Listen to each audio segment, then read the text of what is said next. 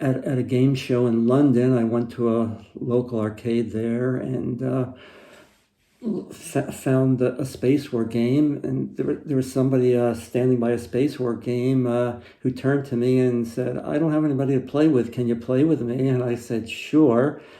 And after we played the game, he walked away, and forever I've wondered, should I have told him who I was? If I told him who I was, would he believe me? But no, I was just an anonymous person he played the game with.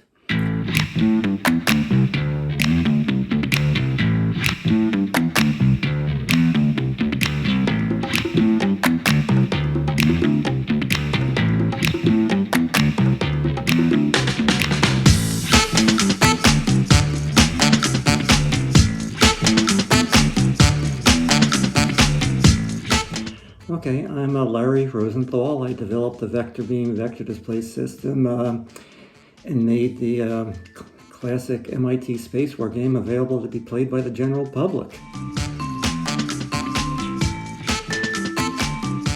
As far as games go, the only game I remember playing when I was a kid was a board game, Candyland. You threw the dice or spun the wheel and you got to go so many steps until you got to the end. It was a while back, but I remember I loved playing that game. As far as video games go, that was many years later. I mean, and as far back as I can remember, I was interested in electricity and electronics at the age of 4. I remember plugging extension cords into each other and fascinated that the lights still stayed on. And my dad bought me some lights, doorbell buzzers, switches, a large dry cell battery, which I'd connect together. And when I was 5, I again remember building a control panel, a wooden panel, which I mounted the switches, the buzzer, the lights on, and so forth, and took it into my kindergarten class for show and tell. I mean, it really freaked the teacher out. I think she was afraid I was going to electrocute myself or somebody. And I think I was around 11 years old when I got my ham radio license. That was fun, being able to talk to people all over the world and building my own equipment from scratch or from kits. Always interested in electronics, and that's what enabled me to build the Space War game from start to finish.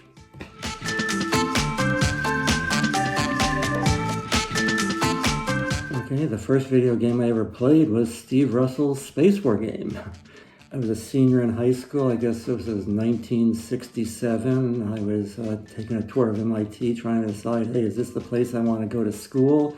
The person showing me around was his various computer games that he had. One of the games was a Space War. And that's the first game I remember playing. It was a fun game. I don't remember it overwhelming me, but I enjoyed playing it. And the interesting thing is, I never played it once my 4 years at MIT. I mean, it was available. Friends of mine played it on a regular basis, but I never did.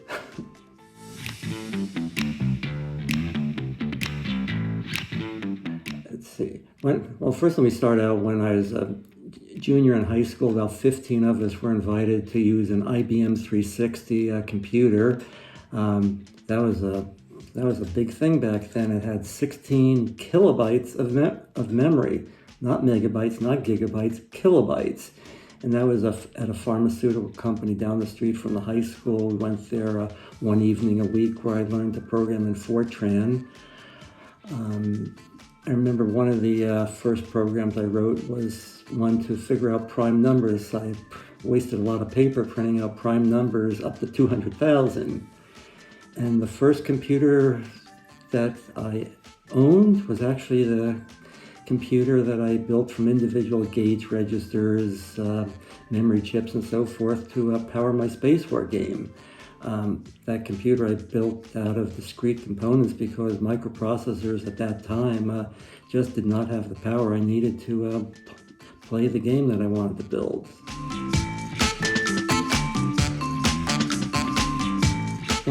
I first heard the term hack when I was at MIT, but hack had nothing to do with computers. Hack was a prank that demonstrated cleverness or ingenuity. For example, a campus police car was placed on top of the large dome over the central building at MIT. On another occasion, I don't know how they managed to do it, but got a live cow up there. When I was visiting MIT the day I first saw Space War,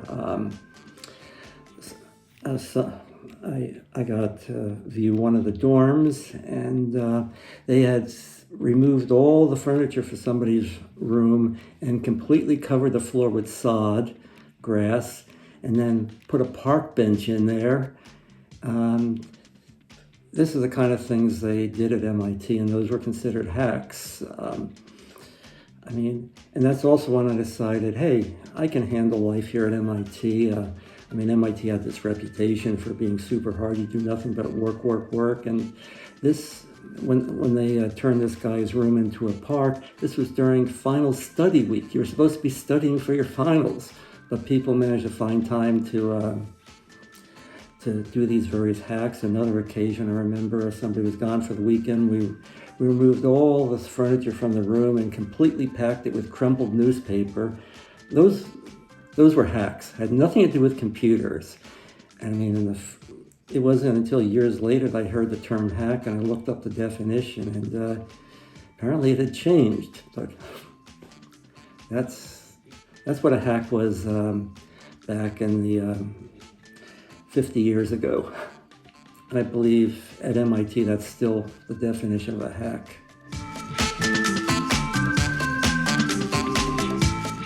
Vector display technology, it gave you the ability to draw a line directly from one point on the screen to another point on the screen.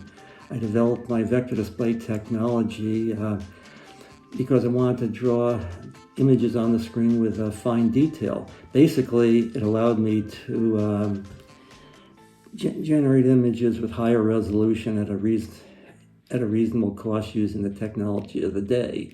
For instance, black and white television screens, which all the other video games were using at the time, had 256 raster lines. So you had basically, it was a 3:4 ratio. So you had 256 by 341 pixels. That works out to be 0.08 megapixels.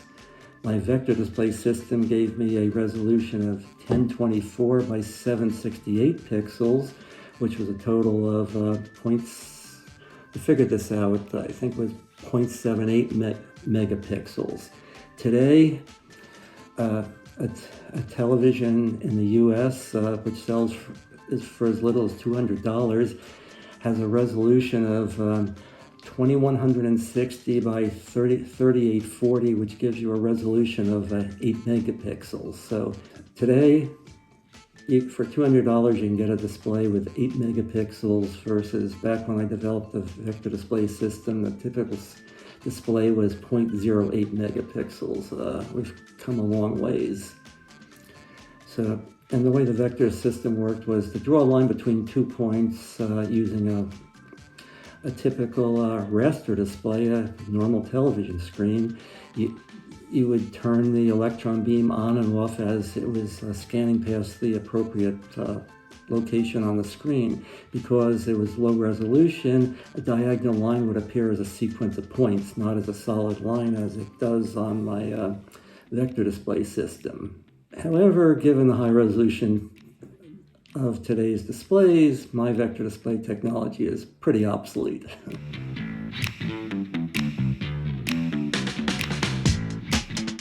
Okay, I never gave video games a thought until I saw a computer space game. That was the game in the gaudy plastic cabinet in the Student Union building at MIT.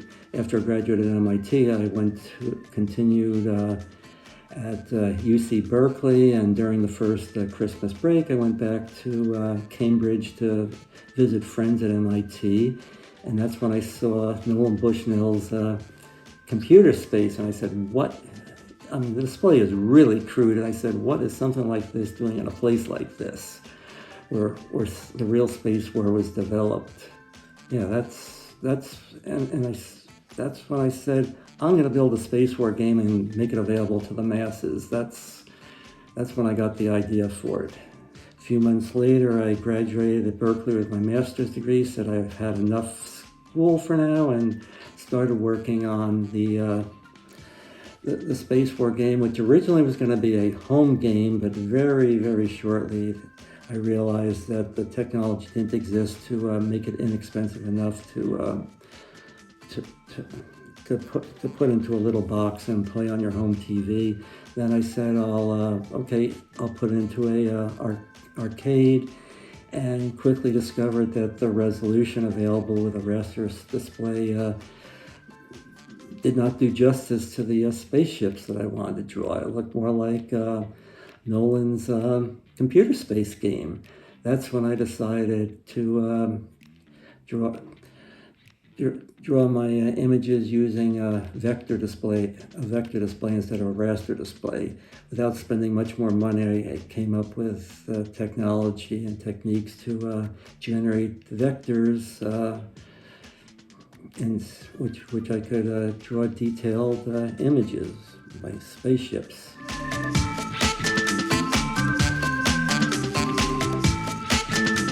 Well, I knew I had something when I tested the game in an arcade in Berkeley back in, it was December 1976. Built a arcade cabinet to put the game in because the memory was in DRAM. It would forget if the power went down, so I got a motorcycle battery to back up the power, and set it up with a coin box and headed off to Boston to visit my girlfriend. When I came back, a week later, there was $400 in the coin box. That was exciting. I knew I had something. I don't know if I was emotional. It was fun knowing that after I'd worked on this thing for 3 or 4 years, I had something. I really enjoyed watching people play the game, watching the smiles on their face. That was rewarding.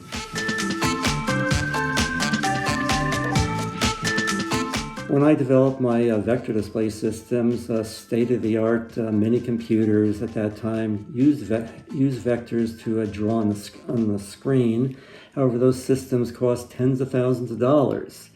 I was able to come up with a system where I could draw vectors of reasonable resolution on the screen, and the electronics, cabinet, everything came to about $600. And then we sold them for about $2,000. So what I did was came up with a system that previously cost tens of thousands of dollars, and I was able to get it down to $600.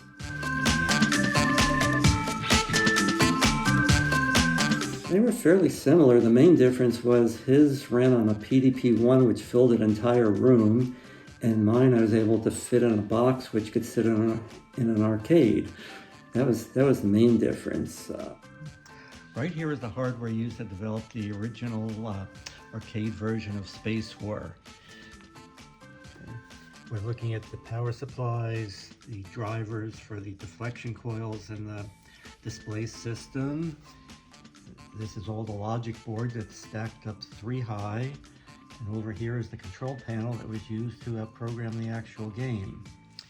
Over here is the monitor that was used to program the game. This was a standard off-the-shelf television set, which was modified to be a vector display system. In a vector display system, the electron beam must be constantly moved. If it's not moved, it will burn holes in the screen. You can see streaks in the screen there where the electron beam moved too slow and actually burnt the phosphors off the screen. Right here is are the buttons used to program to play the Space War game, and over here is a bunch of LEDs that show the internal contents of the program during debugging. Everything here is in a suitcase right now. The reason in a suitcase is so that the game could be carried around and shown to various video game distributors. During the initial development, it certainly wasn't packed this tight, but it did fully demonstrate the Space War game in this suitcase here. Okay.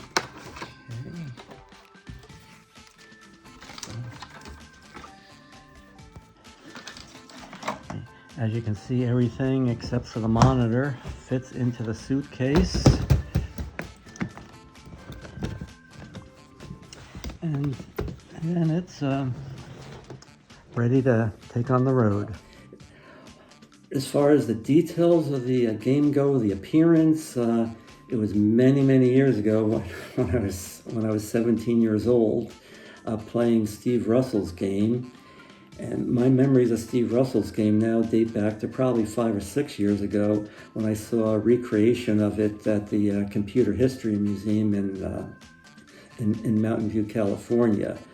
A bunch of people got a hold of a PDP-1, same computer that the original Space War game ran on, and they got it up and running again. I believe Steve Russell was part of that project, and I saw the same game I saw 40 years before running again. One major difference I remember at that time between my game and his game was my game, the ships were a lot brighter, and the game moved a lot faster. Also, his ships on the PDP-1 they were vectors, but they were built out of individual dots. He would have to tell the computer, okay, put a dot here, put a dot here, put a dot here, and so forth to draw the images. Okay, well, the Space War game was really the only successful game I developed. Apparently, where I made my mark in the industry was developing the vector system, not necessarily the Space War game. My implementation of the Space War game itself, the vector system was copied by a number of companies, including Atari and so forth. So that was a compliment. They say imitation is the how's it go? Imitation is the greatest form of flattery, or something like that.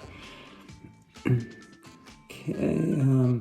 Other games I developed were Oops. It never made it anywhere. Oops was a birth control game. I had a bunch of little sperms swimming around the screen. There was an egg in the center of the screen, and there was a foam syringe floating around trying to shoot down the sperm to protect the egg.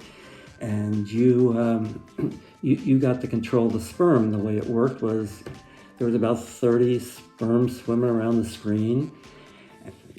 You could control all of them at once. You could tell them all turn to the left, all turn to the right, but because they all had some randomness in their motion, you were actually controlling, with a single control, you were able to control the one that you were looking at.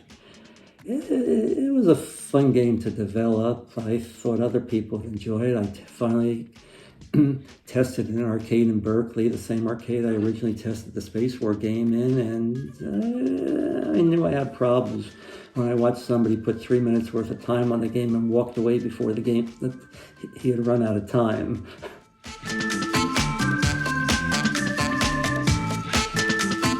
Okay, at Vectorbeam, I had a programmer working for me, and he programmed several games. One of them was Speed Freak, as you referred to. It was a driving game. And another game we developed was Tail Gunner. It was a shoot 'em up space game, and it was just missing something. And just for kicks, the programmer just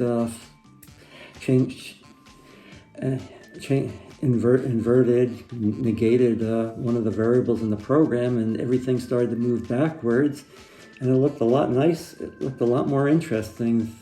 So instead of shooting forward, you're looking out the back of the ship shooting, and that was the origin of Tail Gunner. Just by accident, somebody decided to flip the direction of of everything around, and it became Tail Gunner.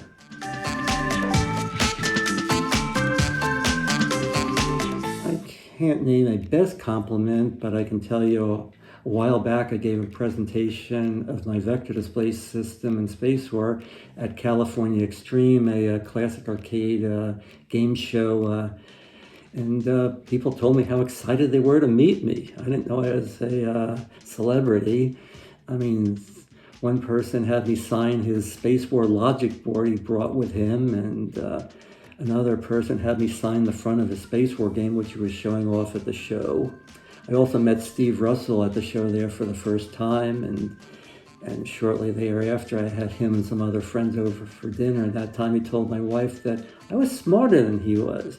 He said, I figured out how to make money off the game.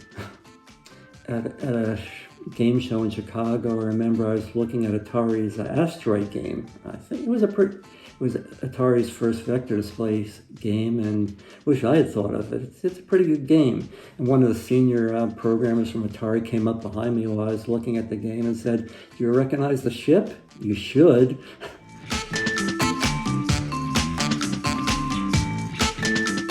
Okay, I wouldn't say this is a funny story, but I was once interviewed at the Vectorbeam factory by a local television station, and I was asked how many games could the factory make. At that time, we were running well below capacity, but I said if we were running at capacity, we'd be able to have about $15 million in sales. And on the news that night, I was quoted as making $15 million a year. The next day, the phone was ringing off the hook. All these people were telling me how poor they were and asking me to help them out. I mean, it wasn't just one person. I must have gotten at least 10 calls that day asking for me to financially help them. I mean, but remember, I was not making $15 million. The factory was just running at almost break even. Actually, I think it was losing money. I was taking my Cinematronics royalty checks to keep Vectorbeam afloat. Also, friends would come up to me and ask me about the interview, and I'd stop them and immediately saying, "I'm not making $15 million a year."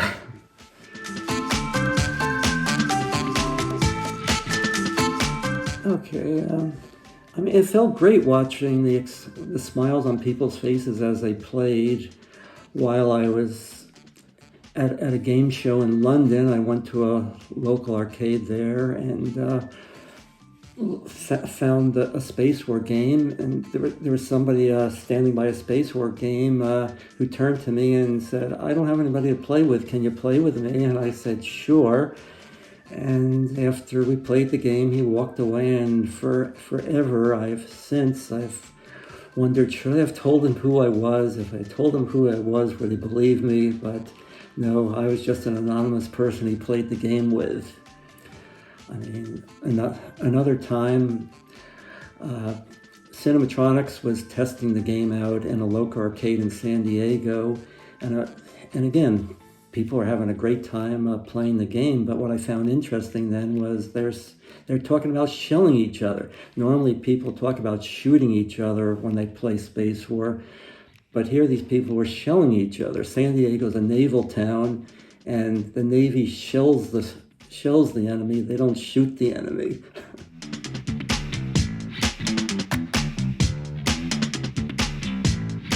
Okay, I continued developing some more video games. Unfortunately, none of them were a hit, but the development of those games, I used a C language compiler to write the games. The original Space War game I wrote on my own computer. I wrote in machine language using a 16-button keyboard. It was at very low level, but by now I had advanced. I was using a microprocessor to drive the games that I had developed. I believe it was the Motorola 68000 microprocessor. It had enough power to drive a video game, so I didn't have to build my own computer from scratch. And to write the games, I used somebody's C compiler, a compiler which was basically state-of-the-art at the time, but it still left much to be desired. And after I basically got finished with video games, I said, I'll write the compiler I wished I had, and I'll put in features that I would have appreciated, and other people will appreciate them too. Well, it did work out that way. I wrote a C compiler that was quite efficient, and a number of people did enjoy using it. A number of professional programs were written using the my C compiler. And I mean, for instance, Texas Instruments, one of their first graphing calculators, used the Motorola 68000. They used my compiler to write the software for their calculator. And the compiler did okay, but I never got rich off of it. My competitors, as far as I'm concerned, had inferior product, but they put more money into marketing and advertising, and they succeeded. I wasn't that successful, even though I had the best product. It's in marketing and advertising.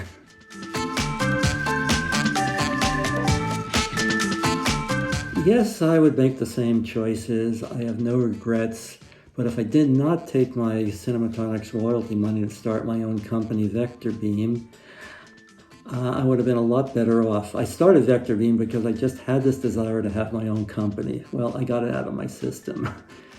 And ultimately, Vectorbeam was not very financially successful, and to get out of it alive, I sold my patents to Cinematronics. Cinematronics was anxious to have my patents because they didn't like paying me lots of money in royalties. So it worked out. I got out of it fairly well off, but not as well off if I had never started a Vectorbeam. If I'd taken my royalty monies and put it into the stock market, into a simple index fund, I would have been very, very wealthy today. But again, I don't have any regrets in the decisions I made.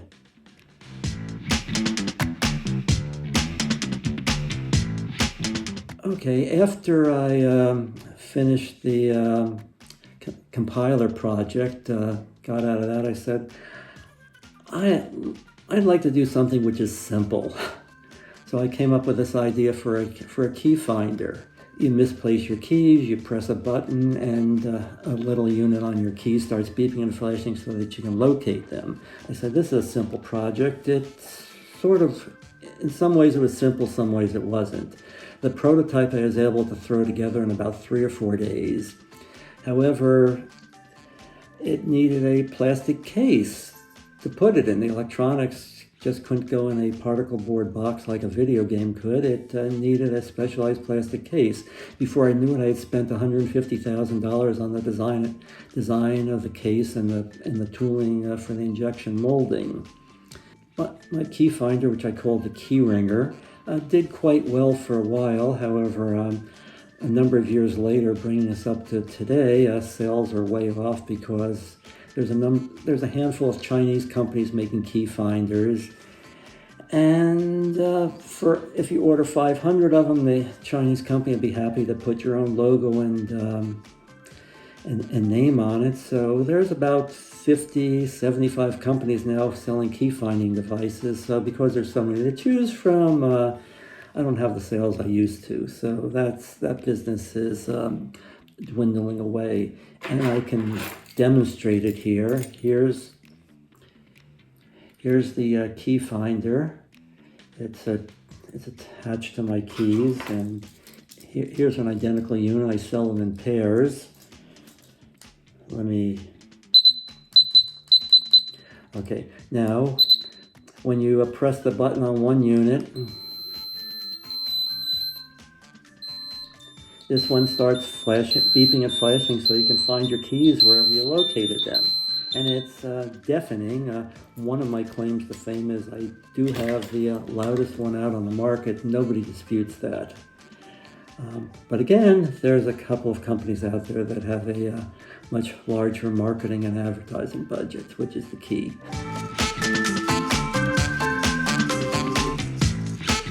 Video games, party friends, enjoy your games. I'm out of the business now, but there's a lot of people out there making pretty fancy games, which are a lot of fun to play, so enjoy playing them.